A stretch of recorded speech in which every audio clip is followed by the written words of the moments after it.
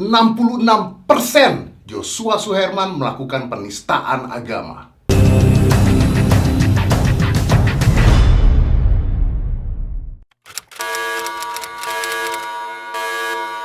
Oke, kenapa saya mengatakan 66%? Karena tadi sekitar jam 11 pagi sampai jam 10 malam saya tutup, saya melakukan sebuah survei atau polling di YouTube saya. Dan di sana saya bertanya, apakah menurut Anda yang dilakukan oleh Joshua itu termasuk penistaan agama atau tidak termasuk penistaan agama? Dan ternyata 66% mengatakan itu adalah penistaan. Sisanya 34% mengatakan bukan. Dan karena ada yang mengatakan ya dan ada yang mengatakan tidak, saya baca, well, nggak semuanya 8.000. Tapi intinya adalah orang-orang yang mengatakan itu tidak menistakan agama, mereka mengatakan karena itu hanya jokes atau lelucon. Dan yang dikatakan Joshua itu sebenarnya tidak mengandung ayat-ayat dan sebagainya, dan itu adalah sebuah kenyataan sosial. Jadi kalau misalnya nih ya, ada orang yang mayoritas suku tertentu, nah mayoritas ini pasti lebih menang karena jumlahnya lebih banyak, katanya seperti itu. Makanya tidak termasuk penistaan agama. Yang mengatakan ini penistaan agama mengatakan bahwa seharusnya agama tidak dibuat sebagai sebuah komedi. Tapi dari dulu banyak orang menggunakan agama sebagai komedi. Di cerita lucu pun banyak. Agama tidak seharusnya menjadi sebuah komedi atau bahan lawakan atau bahan ejekan. Nah, Joshua pasti tidak merasa bahwa itu mengejek. Pastinya, ya, tapi itu adalah pembelaan Joshua, pastinya seperti itu. Nah,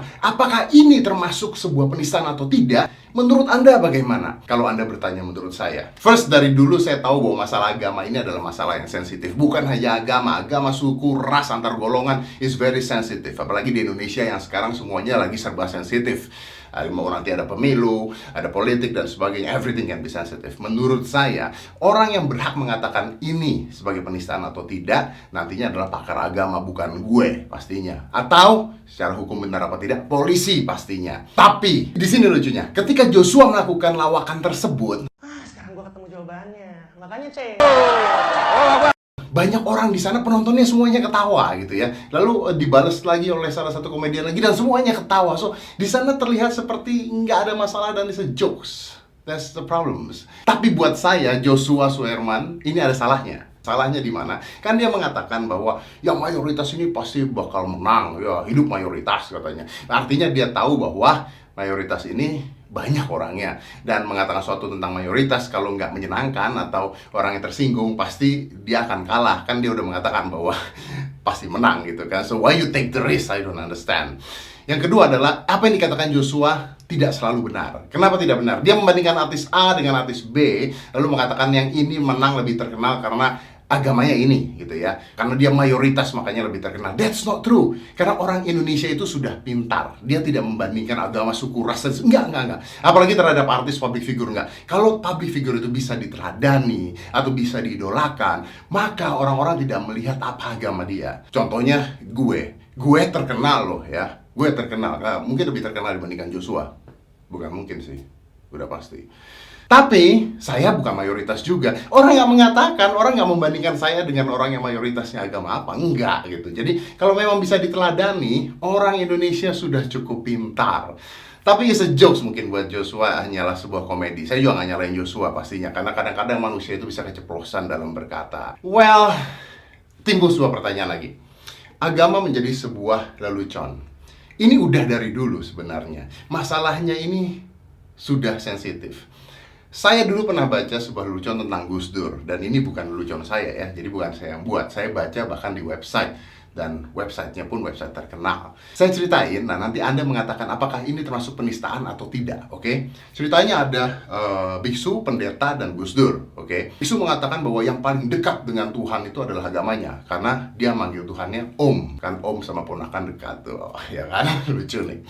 Udah gitu pendetanya mengatakan, oh nggak bisa, yang dekat itu saya, agama saya. Kenapa? Karena saya panggil Tuhan saya adalah Bapak sama anak kan lebih dekat lagi katanya gitu kan. Wah, Gus Durnya tertawa, terpingkal-pingkal. Lalu mereka berdua mengatakan, kenapa Anda tertawa? Apakah Anda merasa bahwa agama Anda lebih dekat? Lalu Gus Durnya mengatakan, boro-boro. Justru menurut saya yang paling jauh itu saya. Kok bisa gitu? Ya orang saya manggil Tuhan aja harus pakai toa, katanya begitu.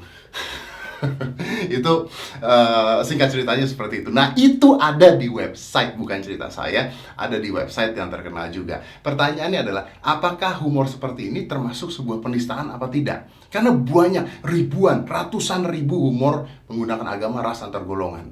Gue nggak ngerti yang pasti. Tapi yang saya tahu adalah satu, Indonesia sedang diambang krisis. Jadi kita lebih baik berhati-hati karena masyarakat kita pun berbeda-beda. Agama beda, suku beda, antar golongan pun beda. Sedikit saja kita menyakiti orang lain dengan kata-kata tidak enak, banyak nanti yang terbakar pastinya. Indonesia masih Indonesia yang dulu. Itu yang harus kita ingat, persatuan Indonesia.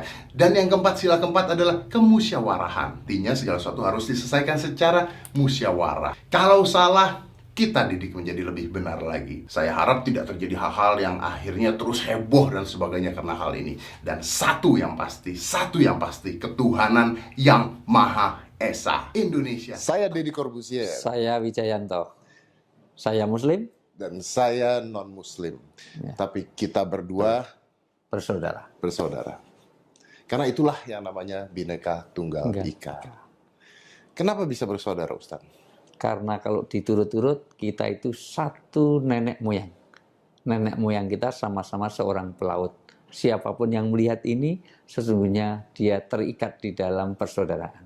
Oke. Kalau neneknya beda, Ustaz. Ketemu Adam dan Hawa, maka bahasa agama mempersatukan orang dengan ajakan wahai Bani Adam. Karena semua manusia pasti keturunan dari Adam dan Hawa. Nah, semua orang mengatakan, pelangi itu indah kalau warnanya beda-beda. Benar nggak, Ustaz? Betul, sepatu juga enak dipakai dan nyaman kalau berbeda. Kalau sepatu semua kanan semuanya, ya yang pakai keriting-keriting semua. Ya kan? Betul. Yang beda aja kadang-kadang Masih suka keliru. betul.